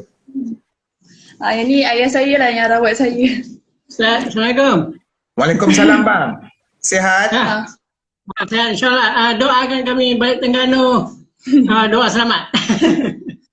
Nak balik Terengganu. Nak jadikan cerita setiap kali 14 kali semalam atau 2 hari lepas, dah kali ke-17 saya try. Paling sakit bila dah kali ke-16 saya kat sekolah lagi. Dan tu Ustaz Azam tu dia buat program tajuk, tapi saya dah tak percaya semua benda tu sebab saya dah depressed. Lagipun surrounding saya memang toxic betul. Lepas tu sebab lagipun dah dari kecil kena, asyik nak bunuh diri sebab dah tak tahu kan, dah tak ada conclusion. Lepas tu satu hari tu kali ke-16 kot saya bunuh diri kat surau, sebab saya fikir macam tu, saya fikir satu benda, maybe kalau aku bunuh diri ni Allah sayang aku, sebab sepanjang saya sakit tu memang saya dah tak fikir Allah tak sayang langsung ni. Sebab at the same time ada sekarang ni Yana, kali terakhir percubaan membunuh diri bila? Baru 3 hari lepas. Okey, itu masa tu dekat mana? Tapi yang paling signifikan kat surau tu sebab saya dah sakit kan, saya dah bawa pisau semua tu. Tapi at the same time kawan saya ikut saya daripada belakang sebab diorang dah takut dah saya bawa apa. And at the same time bila saya masuk tu Ustaz Azam pun ada, Ustaz Azam Allah tu dia tahajud kat situ. Lepas tu Ustaz kata dah nampak saya tak okey kan. Kamu sekolah ke? Kamu sekolah ke? Kat sekolah. Kamu form berapa? Tak, saya dah habis sekolah tapi jadi bila saya dah sekolah, masa sekolah lagi. Saya 13 tahun sampai sekarang. Okey, so maknanya yang 3 hari lepas tu percubaan membunuh diri di mana? Kali ke-17, kali ke-16 dan dekat rumah lah. Time kat rumah tu sebab saya tengah buat kerja tau. Bukan. Yang 3 hari lepas ni kali yang keberapa? 16. Maknanya 16 kali percubaan lah. Tak jadi juga. Tak jadi. Okey, maknanya Allah nak kamu berfikir apa yang kamu buat tu tak betul. So maknanya yang kali ke-16 tu di mana? Kali ke-16 kat rumah. Time tu tengah buat kerja tapi time tu sakit jugalah sebab time tu tengah healing lagi tau. Tengah cari penawar sendiri. Sebab tu ayah saya selalu buka ayat-ayat Quran ke apa-apa jadi dia dengar je balik. Macam dia kata nak refer balik kat Tuhan. Tapi yang paling sakit tu masa tiba-tiba macam adik-beradik sendiri kata, kau faham dulu kat situ, kau faham nak cakap pasal aku. Time tu dah fikir, masa tu adik dah baling buku dari belakang, kakak dah pijak-pijak saya. Time tu memang dah sakit teruk lah. Lepas tu saya cakap saya mengamuk, saya jerit kat mak saya dah tak okey, mak saya terus peluk saya, dia kata kat saya, adik jangan macam ni dia jangan macam ni. Lepas tu saya cakap lah, betul ke Tuhan tu sayang? Kalau Tuhan tu sayang kan, 16 kali bunuh diri mesti betul-betul mati kan? Kenapa uji macam ni? Perlu ke? Sebab memang setiap kali buat tu memang ada je benda sakit. Ada je benda yang tarik balik. Something like orang pegang supaya tak terus mati, faham tak? Tapi masa tu memang dah tak kawal lah sebab 80% Yena dah tak sedar. And at the same time dalam mimpi Yena tu cakap something like Tok Ki lah. Tok Ki tu dah meninggal sebelum Yena. Yena memang diuji memang dah takat ni 3 orang tersayang Asyik meninggal macam Tok Ki Yena sebelum Yena meninggal sebelum Tok Ki Yena meninggal dia meninggal dulu tapi dia meninggal kat Mekah. At the same time tu mak Yena diuji dengan benda macam tu lah. Lepas tu masa Yena 15 tahun something like that, makcik yang sayang Yena masa Yena tak ada kasih sayang ibu apa, dia meninggal juga sebab sakit diabetes. Time tu memang Yena dah fikir macam-macam lah. Lepas tu yang terakhir ni Yong ni macam abah yang selalu support diam-diam. Tapi disayang lah sebab orang yang orang yang bagi Yena kasih sayang masa Yena kecil. Lepas tu bila dah diuji macam tu, Yena dah tak rasa tak ada orang sayang tau. Lepas tu yang pedih gila. Lepas tu bila dah fikir macam tu, bila dah tak sedar masa suicide yang ke-16 tu, dia cakap macam ni, Yena kenapa ni, sakit ke? Tok Ki dia bagi tahu dia macam dia peluk lah. Tak apa, tapi Yena mari sini. Tak sampai like macam mimpi tu tak real pun tapi macam Tuhan nak bagi message kat Yena macam jangan putus asa, tak apalah, mari sini Tok Ki sayang. So ya Allah, tentu memang dah tak fikir apa memang sedih sangat lah. Okey Yana, jadi maknanya Cik Man harap teruskan semangat. So jangan fikir orang-orang sekeliling. Kadang-kadang diorang banyak kerja tapi diorang tetap sayang apa semua. So sibukkan dirilah dengan kerja-kerja yang berfaedah. Okey? Alright? Teruskan semangat. Jaga semayang dan doa banyak-banyak. Okey? Okay Yana. Take care. Kita sama-sama doakan untuk adik Ainan tadi supaya dia sentiasa kuatkan semangat. Tapi apa IG dia tadi Cik Man terlupa dah. Apa IG dia tadi?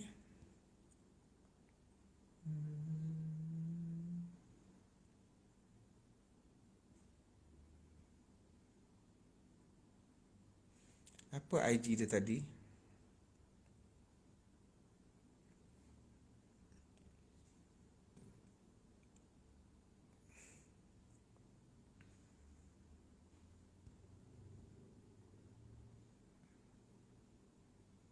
Ainan Shop. Okey. Ainan Shop. Nanti kalau apa-apa nanti boleh. Ainan Shop ke? IG dia Ainan Shop tadi. Ainan double N Ainan Shop. Okey. Engkau siapa? Nama saya Nabil. Nabil. Nama saya Nabil, Ustaz. Daripada mana? Dari Kelantan. Okey, apa ada soalan? Ustaz, saya nak tanya Ustaz, apa hukum kerintingkan rambut? Sebab ada kawan saya boleh kata kalau kerinting lepaskan ciptaan Allah. Ciptaan Allah. Alah, engkau daripada gemuk jadi kurus jadi gemuk, tak ubah ciptaan Allah tu. Dia bukan perubahan yang kekal. Dia tak berboleh ke Dia tak? sebagai Maknanya boleh satu ke tak? bentuk. Boleh ke tak? Ada yang kata boleh, ada yang kata tak boleh. Kalau kau rasa kau takut, tak payahlah kau keritingkan. Tu je lah. Rambut yang dah ada tu je lah kau bercukur. Okey. Baik Ustaz. Terima kasih Ustaz. Terima kasih Ustaz. Assalamualaikum. Okey. Waalaikumsalam.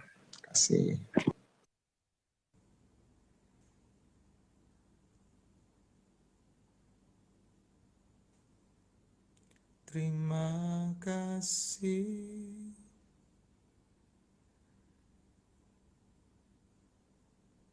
Terima kasih.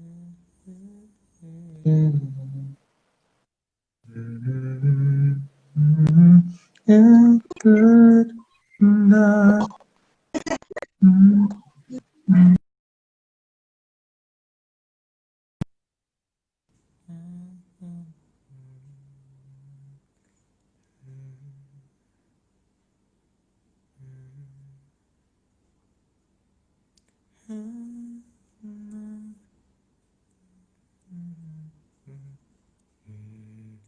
Dunia. Terima kasih. Hai, Assalamualaikum Ustaz. Waalaikumsalam. Ya, silakan. Saya nak tanya satu soalan. Kalau perempuan lepas solat tapi baru dia perasan ada sehelai 2 rambut, sah Dimaafkan. solat tu atau Dimaafkan.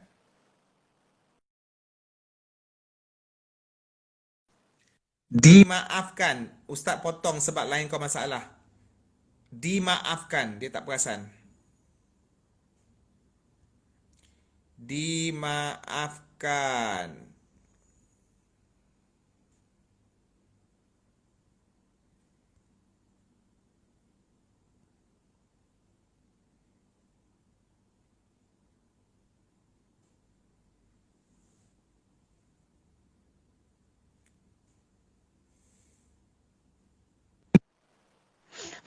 Assalamualaikum Cik Man. Waalaikumsalam. Ya, silakan.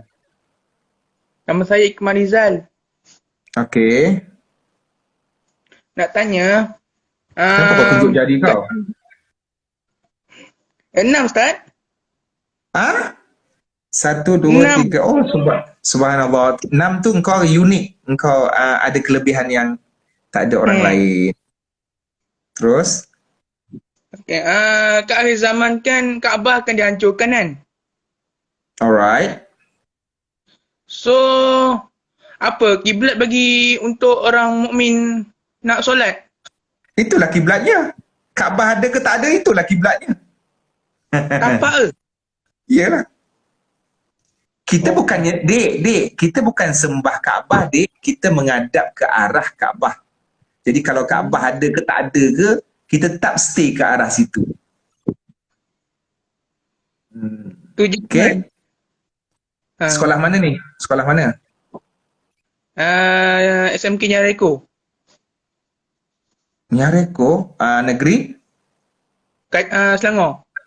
Oh, SMK-nya daerah mana? Shah Alam ke? Sijangkang ke? Banting? Hulu Langat. Hulu Langat. je. Kau form berapa? Nak SPM, Cik Man. Oh, tahun ni SPM InsyaAllah. Nanti kalau ada rezeki tu jumpa Okey, Cik Man. Okey, Assalamualaikum. Assalamualaikum.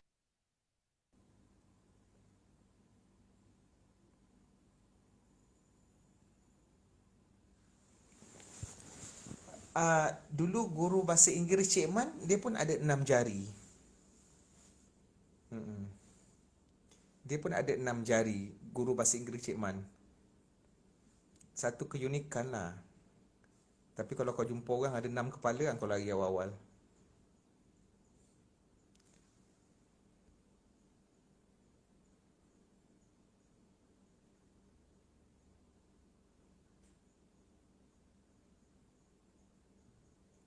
Terima kasih.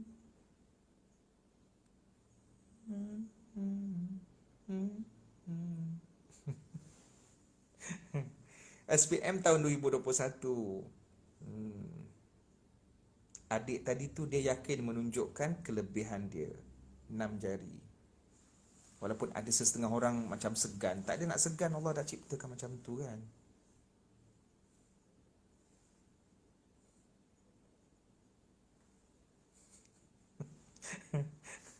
Kenapa korang apa?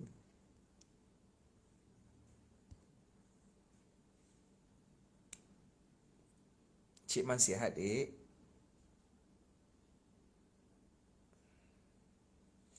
Sah. Dila Ahmad, sah.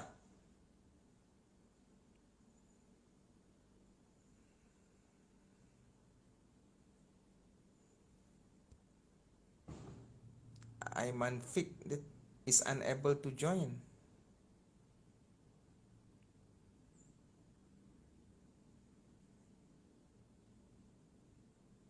Umur Cik Man 40, dek. Dah tua dah, dek. Dah tua dah umur Cik Man, dek.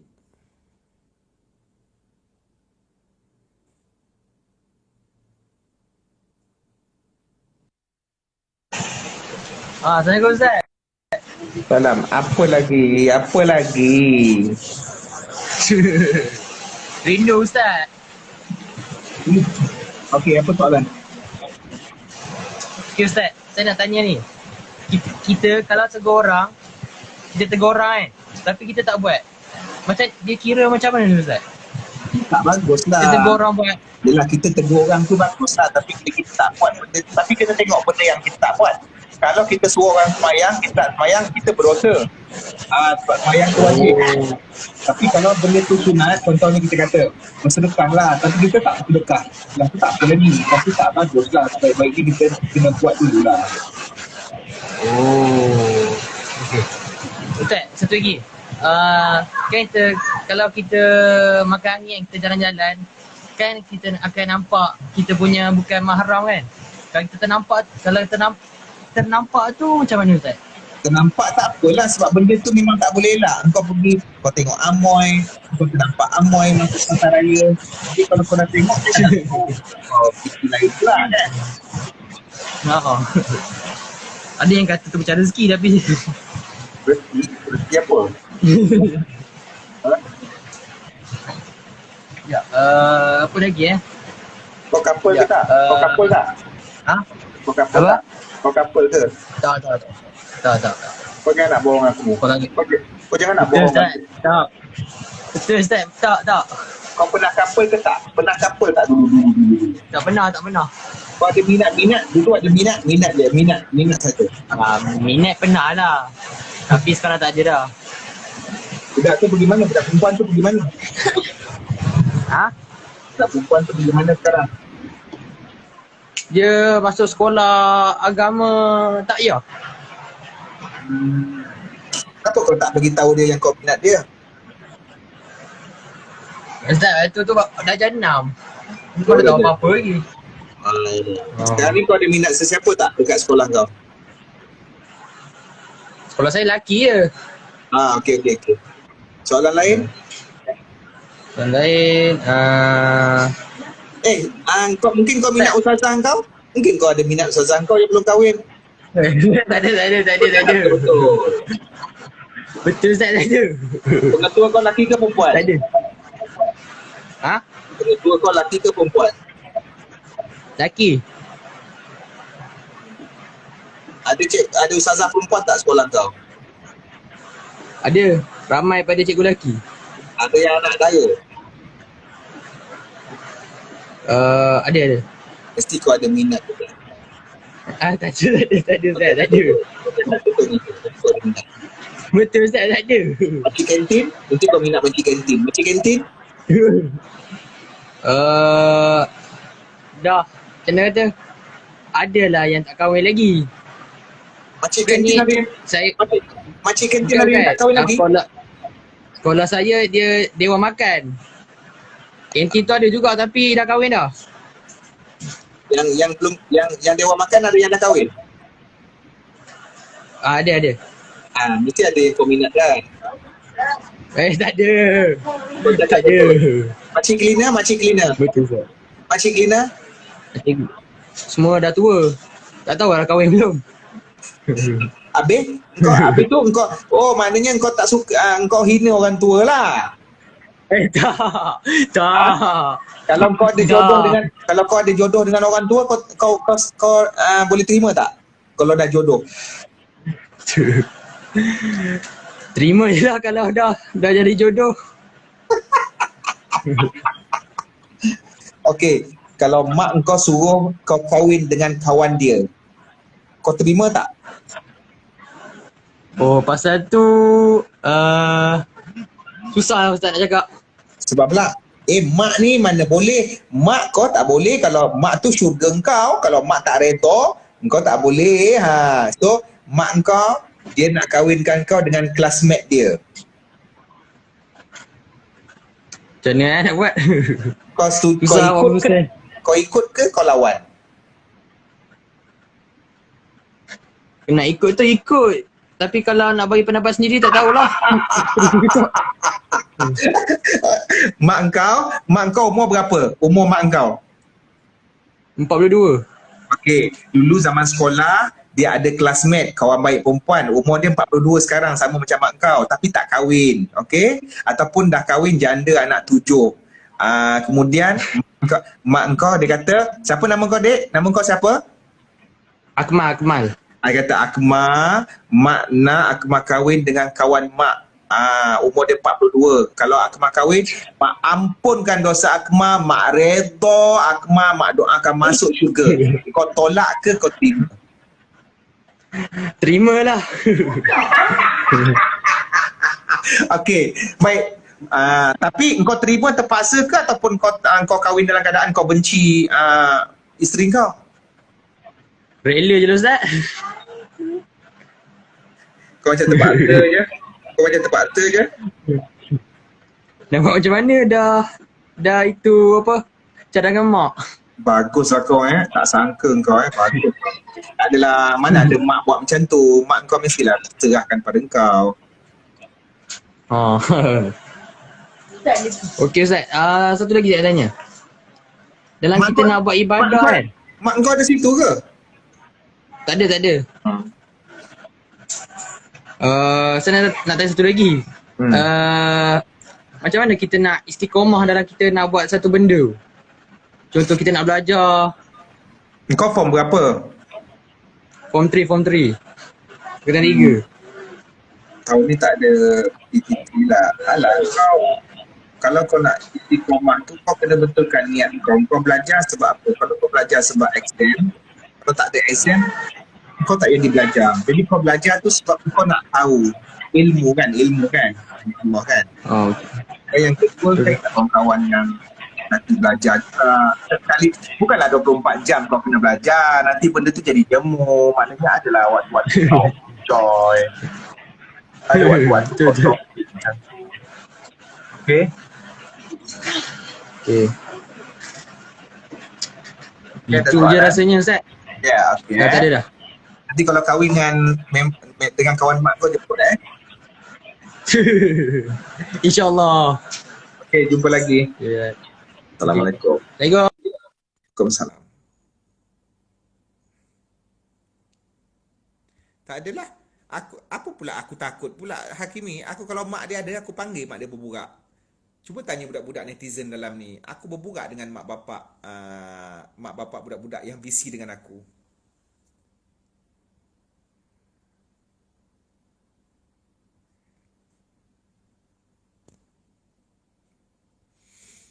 Aku ni jenis yang suka berburak.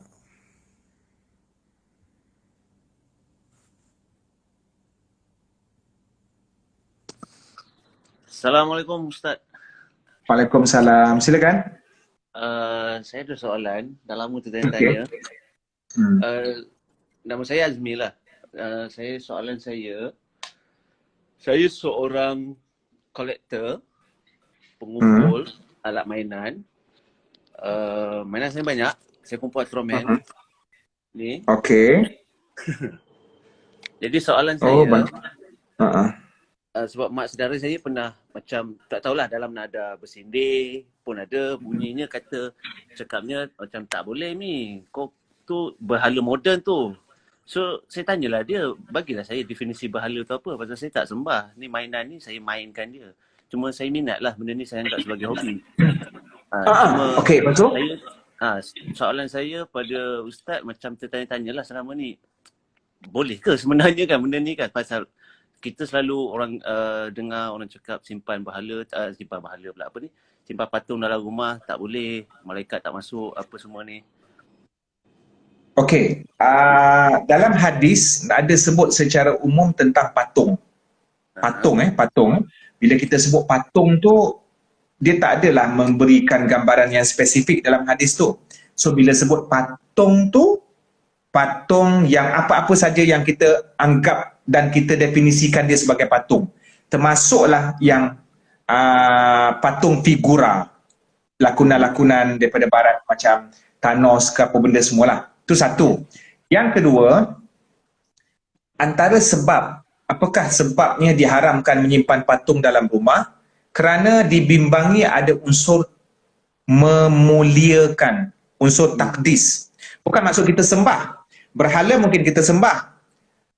Maknanya kita sembah dia, kita sujud. Tetapi ada juga patung yang kita tak sembah tetapi kita memuliakan. Contohnya kita susun elok-elok, tak kasih orang lain sepah-sepahkan. Jangan usik, ni aku elok susun. Itu juga ada unsur memuliakan. Itu yang kedua. Yang ketiga, patung yang dibenarkan untuk ada di dalam rumah hanya untuk patung permainan, dan permainan itu untuk kanak-kanak sebab dia belum balik, dia tak ada akal. Jadi kanak-kanak dia akan bersepah-sepah, dia akan patahkan patung tu, dia akan pijak patung tu, dia akan ambil pisau, dia toreh patung tu. Jadi tak ada unsur memuliakan patung itu. Tidak ada unsur lain. Sepak sana, sepak sini, apa ni, cabut tangan dia. Jadi sekarang ni ada satu benda zaman moden ini hobinya mengumpul figura. Okey? Kita tengok figura ni, adakah dia ada contoh di kalangan makhluk Allah? Tak ada pun contoh. Doraemon tak ada makhluk Allah yang bentuk macam Doraemon. Ultraman, Superman, tak ada makhluk Allah yang bentuk macam Ultraman ataupun Superman. Maka sebab itu, adakah dia boleh disimpan? Dan tujuannya untuk apa? Kalau tak ada tujuan untuk memuliakan, mungkin disepah-sepahkan ke apa. Kesimpulan daripada ni semua, nak kata haram mutlak pun tak, tetapi cuma cadangan daripada para ulama'. Sebab ada ulama' yang menyebut tentang ni, kalau boleh tinggalkan hobi yang sedemikian rupa, cuba cari hobi lain yang keluar dan selamat daripada perdebatan di kalangan ulama'. Itu jawapan Cik Man. Sebaik-baiknya, itu jawapan Cik Man. Okey Cik Man. Sebab nak tak nak, Cik Man tak boleh kata benda tu boleh. Sebab dia terkait patung. Nak kata haram pun sebab tengok niat tuan yang mengumpul tu dan tengok konsep patung. So jawapan yang paling bersederhana, sebaik-baiknya pilih hobi lain yang lebih selamat daripada perdebatan ini. Sebab saya setuju Cik Man, pasal niat saya juga selain daripada benda tu sekadar orang kata hobi, benda tu pun orang kata jadi macam kita punya aset lah, pasal nilai untuk jual tu ada balik. Boleh ke kalau macam tu? Kalau nilai untuk jual tu ada balik, okey. Cuma kita yang kita petikaikan keberadaan patung tu dalam rumah. Jadi maknanya kalau nak jual, kasih sengat. Itu apa? Macam Sofi Jikan dah. Ingat Sofi Jikan tadi? Okay. Tak ada. Okey. Terus ada soalan? Satu lagi berkenaan saya punya macam career lama juga sebelum PKP. Saya seorang penari, koreografer dalam tarian.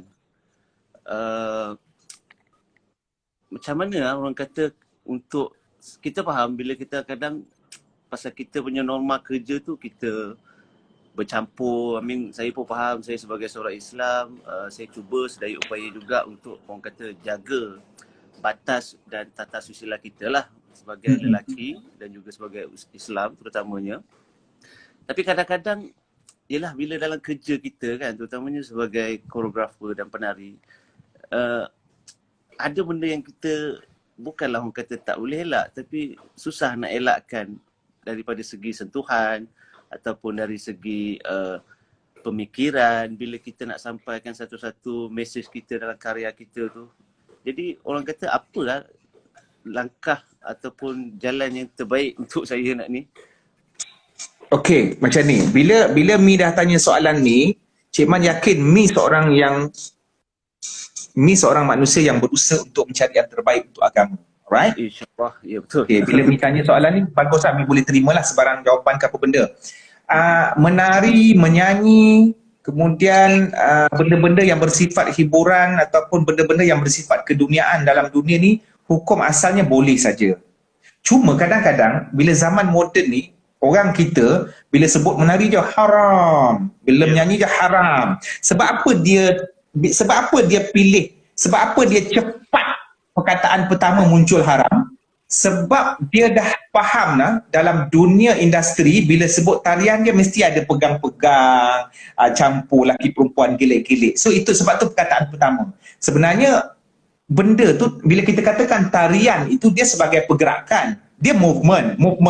Jadi tak ada dosa dengan movement itu. Jadi benda-benda luar yang mendatang tu yang mengubah hukum. Contohnya Cik Man bagi contoh lah main snooker kan. Kalau kita sebut main snooker mesti orang fikir haram.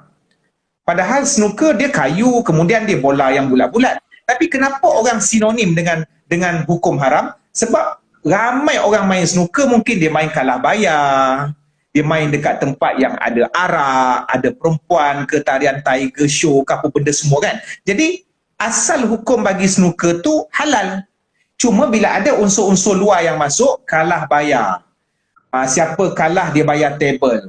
Lepas tu main pula dekat tempat jualan arak. So unsur-unsur luar ni yang sudah menjadi sebati dengan snooker tersebut. Termasuk tarian. Tarian kalau ada lelaki nak menari, mungkin sebagai budaya dia, satu kumpulan lelaki, tak ada campur lelaki perempuan, tutup aurat, tak ada unsur syirik, it's okay, tak ada masalah. Cuma bila zaman moden ni bercampur lelaki tu kena peluk perempuan, lepas tu kena ada yang jenis yang macam ballet apa semua. Unsur-unsur tu kalau dapat dibuang dalam tarian, insya-Allah. So kena perlahan-lahan kikis benda tu. Maknanya kita tidak mengharamkan tarian. Tarian tidak bersalah. Yang bersalah adalah unsur-unsur yang masuk ke dalam tarian. Buang sahaja unsur-unsur tu, maka tarian itu diteruskan. So Islam tu dia sangat teliti lah untuk meletakkan hukum kan. Dia tak boleh terlalu ketat dan tidak boleh terlalu longgar. Dia sederhana macam tu. InsyaAllah. InsyaAllah. Okey, terima kasih Cik Man. Assalamualaikum. Terima kasih Mi. Waalaikumsalam.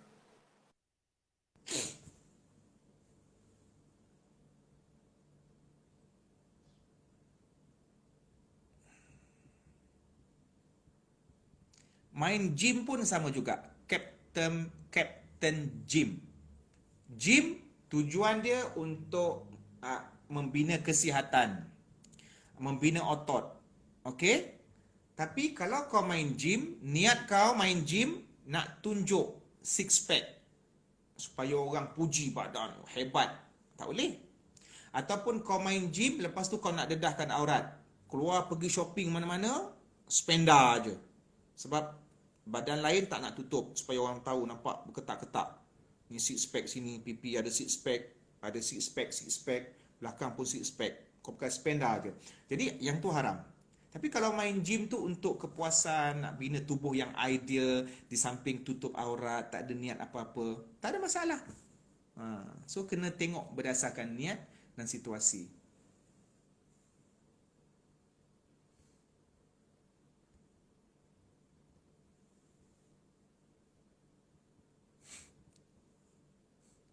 Hakimi, Cik Man tak nak simpan rambut macam berada tadi. Sampai keluar Dajjal pun aku tak panjang-panjang macam tu.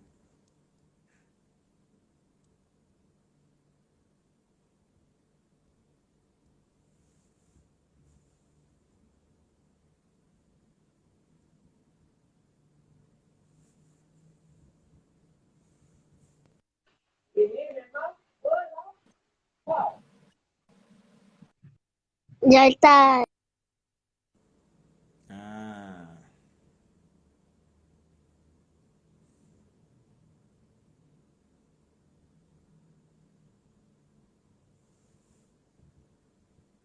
Waalaikumsalam.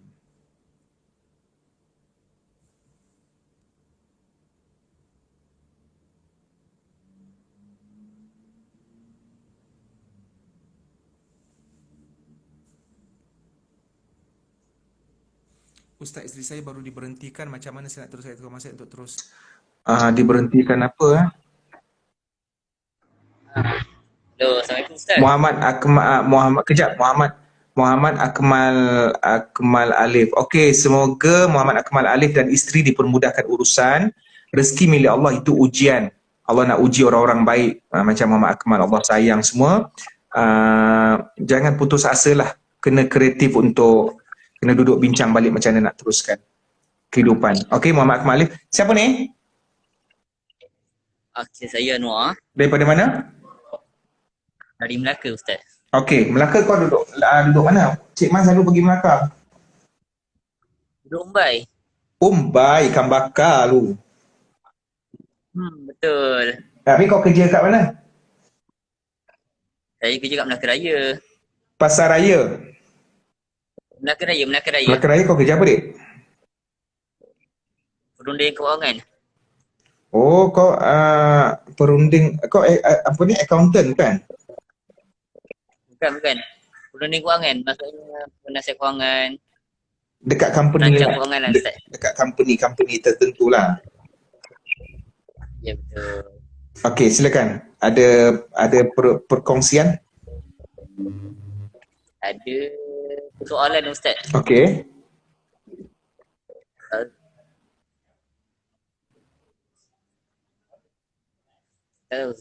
Okey, sebenarnya saya ni kan macam mana nak jadi seorang yang pemaaf? Maaf, tak mudah marah. Kadang-kadang saya ni mudah marah Ustaz. Kamu ada berapa adik-beradik? 3. Kamu anak ke berapa? Anak pertama. Kalau kamu buat salah dengan seseorang, apa yang kamu harapkan daripada orang itu setelah kamu melakukan kesalahan terhadap dia? Bermaafan. Yes. Itu point. Jadi macam manakah Anwar nak berusaha dan mendidik diri menjadi orang pemaaf? Anwar kena bayangkan, kena layan psikologi bahawa apabila Anwar buat salah dengan orang, apa perkara yang paling Anwar harapkan? Kemaafan. Begitu juga kita buat salah dengan Allah, kita mesti mengharapkan keampunan. Bayangkan kalau Allah tak nak ampunkan kita, apa lagi nilai yang tinggal dalam hidup kita? Tak ada. Allah tak ampunkan kita, habis dah sia-sia hidup. Orang tak ampunkan kita, okey lagi, ni Allah tak ampunkan kita. Jadi Anwar kena layan psikologi macam tu. Setiap kali Anwar nak marah orang, dia buat salah dengan Anwar, ataupun dia buat Anwar marah, nak marah dia, okey, cuba bayangkan, orang yang paling kuat bukan orang yang boleh mengamuk, tetapi orang yang paling kuat ialah orang yang dapat menahan marahnya. Macam itulah. Dan Anwar kena yakin bahawa setiap kali memaafkan orang, memaafkan ni memang payah, sebab tu pahala dia, Allah bagi pahala pada orang yang memaafkan. Minta maaf senang, tapi nak memaafkan tu payah kan, antara dua ni. Sebab tu dalam Quran banyak benda arahan suruh memaafkan. Bukan minta maaf tetapi memaafkan. Sebab orang yang memaafkan ni adalah orang yang menang dan jiwa besar. Janganlah kau risau. Ya? Okey. Terima kasih. Okey Cik Man, terima kasih. Sama-sama. Tapi aku sendiri pun kadang-kadang, tapi aku Cik Man, kalau membebel dengan kau, aku bukan marah Itu aku memang habit aku membebel. Kau jangan salah faham pula, aku membebel tu bukan marah. Aku kalau marah orang, kau tu tak tanda aku marah orang. Aku blok, aku diam, aku takkan bercakap. Tu tanda aku benci. Tapi kalau misal kata aku membebel dengan dia, lepas tu rajin bercakap apa semua, tu tanda kita rapat dan selesa.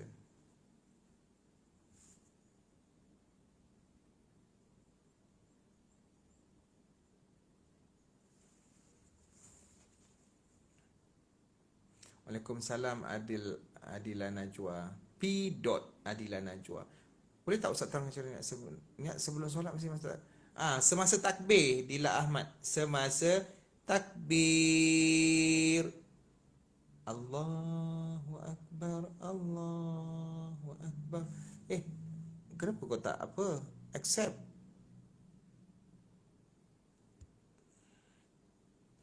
Okey, cukup setakat ini yang dapat Cik Man kongsikan pada petang ini. InsyaAllah ada rezeki kita jumpa lagi. Cik Man nak bergerak ke RTM. Jangan lupa pada malam ini saksikan Salam Baitullah, suatu kerinduan yang dibawa oleh penaja kita, Olive House, sesudu nikmat sebesar manfaat. Kita bersama Ustaz Dr.